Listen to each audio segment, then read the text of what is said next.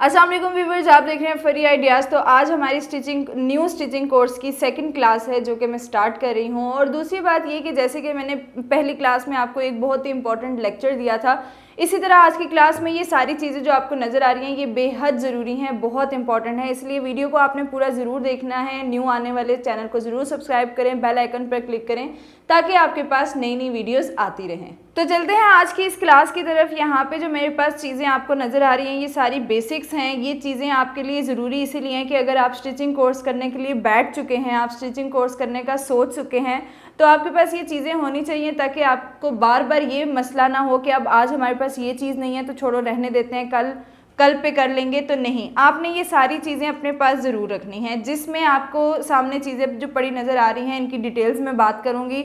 Machine है, scales हैं, कैंची है, कपड़ा है, नलकियाँ हैं, फीता है, बॉबिन, इसको डब्बी भी कहते हैं, बॉबिन भी कहते हैं, इसमें फिरकी है, पिन्स हैं, बटन्स हैं 3-4 किस्म के, मशीन की सुइयाँ, उसके अलावा ये जो है स्वीपर इसको कहते हैं। और उसके बाद यहाँ पे आ जाता है छोटा कटर और उसके बाद आ जाता है यहाँ पे टेलरिंग चॉक। ये सारी चीज़ें आपके स्टार्टिंग के लिए बहुत ज़रूरी हैं। सबसे पहले हम बात करेंगे मशीन के बारे में। मशीन की कुछ डिटेल्स चीज़ें आप देख लें कि मशीन आपने स्टार्ट में जो वेरी बिगनर्स हैं उन्होंने स्टार्ट में हाथ वाली मशीन रखनी है।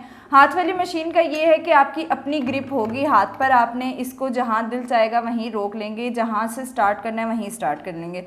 मशीन रखने से पहले अपनी मशीन की सफाई का ख़ास ख्याल रखना है। सफाई ख़ास तौर पे इधर से ज़रूर करनी है आपने ताकि शटल में कोई किसी किस्म की प्रॉब्लम ना हो। और यहाँ तक कि जो नीचे आपका ये एरिया होता है मशीन का, इसको भी अच्छी तरह से आपने कपड़े से साफ़ करना है। जितनी भी धूल होती है वो यहाँ पे मशीन जब चलती है तो शटल में फंस जाती है, इसको बचाना ज़रूरी है। इसीलिए आपने स्टार्ट में अपनी मशीन का ख्याल रखना है ताकि आपकी मशीन आपके स्टिचिंग कोर्स में आगे चल के सारा साथ दे। इस मशीन में कुछ चंद चीज़ें जो हैं वो ऐसी ज़रूरी हैं कि जैसे कि यहाँ पे ये पॉइंट आपको नज़र आ रहा है, यहाँ पे आप फुल नीचे कर दें तो ये टांका आपका फुल बड़ा हो जाता है। फुल ऊपर करेंगे तो मशीन बिल्कुल स्टॉप हो जाएगी।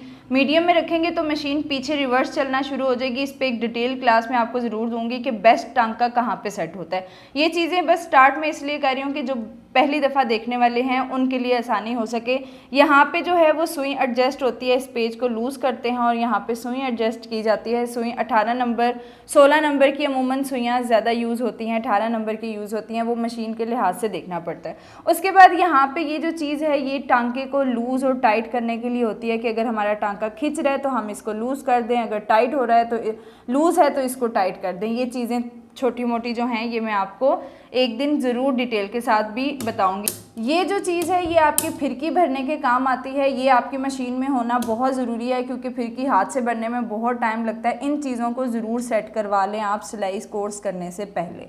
उसके बाद बात आ जाती है स्केल सेट की। तो ये स्केल सेट जो है ये आपको मिल जाएगा, ये तकरीबन 2, 3, 4, 5 और इसमें एक और स्केल आता है जो कि शेप्स देने के लिए होता है, वो भी ज़रूरी है। इस टाइम मेरे पास पड़ा हुआ नहीं है, मैं आपको ज़रूर उसका भी बता दूंगी। ये स्केल सेट पूरा वही लोग बाय करें जो कि प्रोफेशनल कोर्स तक जाना चाह रहे हैं, जो कि आगे चल के अपने काम को बढ़ाना चाह रहे हैं। ये सिर्फ स्केल सेट जो है उन्हीं को काम आता है। अदरवाइज़ आपके पास एक ये बड़ा सीधा स्केल होना चाहिए और एक ये शेप स्केल होना चाहिए। हिप कर्व के इस्तेमाल में आता है ये जो है, और उसके अलावा ये ट्राउज़र के कर्व में इस्तेमाल आता है। जो बेसिक सीखने वाले हैं वो जस्ट ये 2 स्केल जो हैं वो अपने पास रखें। बाकी इन स्केल्स की जो यूजेज है यानी जो तरीक़ाकार है वो इंशाल्लाह आगे चल के नेक्स्ट हम अपने क्लासेस में सब में ज़रूर इनको डिटेल के साथ बात करेंगे। नेक्स्ट बात आ जाती है कैंची की। कैंची एक बहुत ज़रूरी चीज़ है आपके स्टिचिंग के लिए। जैसे मशीन ज़रूरी है वैसे ही कैंची ज़रूरी है। कैंची का मकसद बताने का ये है कि आपने स्टार्ट में जो न्यू सीखने वाले हैं स्टार्ट में वो छोटे साइज़ में और हल्की कैंची रखें। किसी भी तरह की ले सकते हैं आप, ज़रूरी नहीं है इसी टाइप की कैंचियों को ढूंढें, लेकिन आपने छोटे साइज़ में कैंची लेनी है, हल्की कैंची लेनी है। वो शुरू में भारी भारी कैंची नहीं ले लेनी क्योंकि उसमें एक तो वो तेज़ बहुत होती है, आपकी ग्रिप होना स्टार्ट में बहुत ज़रूरी है। ये छोटी छोटी चीज़ें आपके पास होनी ज़रूरी है। उसके बाद जो बारी आ जाती है कपड़े के, कपड़े में डिटेल्स आज नहीं बताऊँगी क्योंकि मैं सिर्फ आपको ये आज बताऊँगी कि आपने कॉटन फैब्रिक ही यूज़ करना है स्टिचिंग सीखने के लिए। कोई लीलन, कोई रेशमी, कोई लॉन, कोई किसी और किस्म का फैब्रिक यूज़ नहीं करना।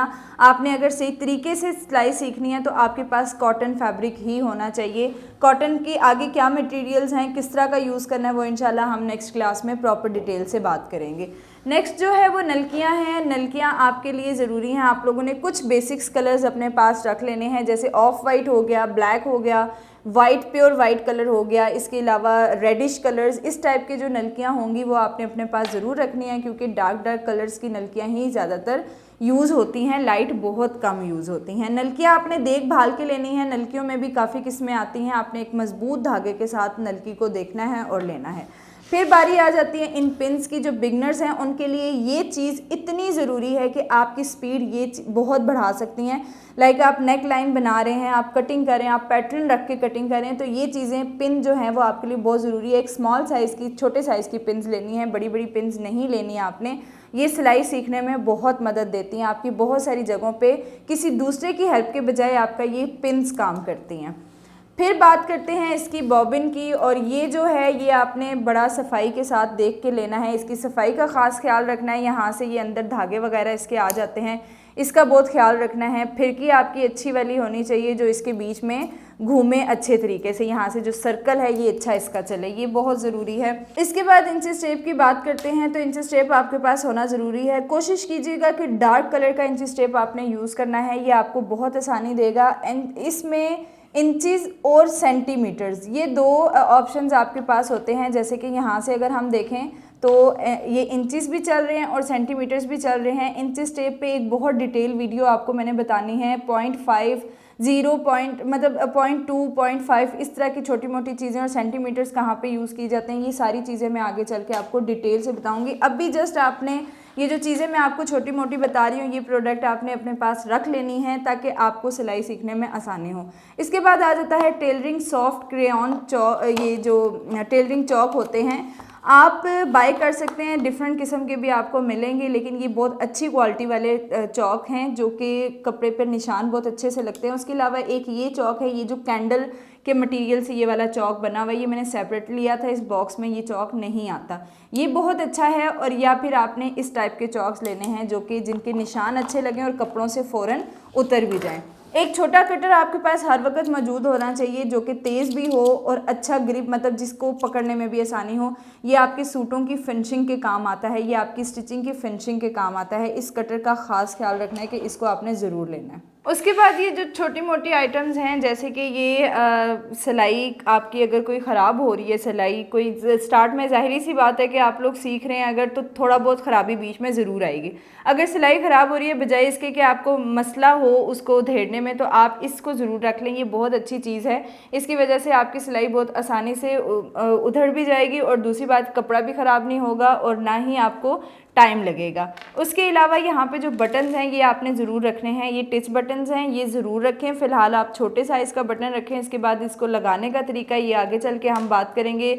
इस टाइप के बटन जिसमें 4 होल होते हैं ये भी रखे, मैं आपको ज़रूर बताऊंगी कि आपने इसको लगाना किस तरह है। उसके बाद इस टाइप के बटन्स, बहुत डिफरेंट टाइप्स के बटन्स होते हैं जो लगाने के तरीके बहुत कम लोगों को पता होते हैं। ये सारी चीज़ें मैं आपको इंशाल्लाह डिटेल से बताऊंगी कि आपने किस तरह यूज़ करनी है। फिर बात आ जाती है सुइयों की, तो सुइयाँ आपने मशीन की बहुत अच्छी वाली लेनी है, लोकल नहीं लेनी। सिंगर की सुइयाँ पहले बहुत अच्छी आया करती थी, लेकिन अब रॉकेट की अच्छी आ रही हैं, तो आपने कोशिश करनी है रॉकेट की सुइयाँ लेनी है। और आपकी मशीन पे डिपेंड करता है कि 16 नंबर सुई चलेगी या 18 नंबर चलेगी। और उसके बाद ये हाथ वाली सुई है, इसको आपने रखना है। ये एक मीडियम सुई है जो कि आपके पास हर वक्त मौजूद होनी चाहिए। तरपाई वाली सुई अलग होती है, कढ़ाई वाली अलग होती है, और बटन्स वगैरह, मोती वगैरह लगाने के लिए एक पूरा सेट आपको मिलता है सुइयों का, आपने वो रखना है। लेकिन ये एक ऐसी सुई है जो मल्टीपल यूज़ हो जाती है, मोती भी, तरपाई भी, बटन्स लगाने के लिए भी। इसका आपने पीछे से देखना है कि ये जो होल है ये स्लिम होल होना चाहिए, चाहे सुई का साइज़ बड़ी है लेकिन होल स्लिम होना चाहिए ताकि आपको आसानी हो सके। ये छोटी छोटी जो प्रोडक्ट्स हैं ये आपके पास स्टार्ट में होना बहुत ज़रूरी है, तो आप लोग इन चीज़ों को कलेक्ट करें, अपने पास इकट्ठी करें, लिख लें, नोट डाउन कर लें क्या क्या चीज़ें होनी चाहिए और कितनी होनी चाहिए। तो आज की इस वीडियो में बस इतना ही। इंशाल्लाह नेक्स्ट हम डिटेल से सारी बातें करेंगे। तो अभी दे मुझे इजाज़त, ओके जी, खुदा हाफिज़। इंशाल्लाह नेक्स्ट वीडियो में मिलते हैं।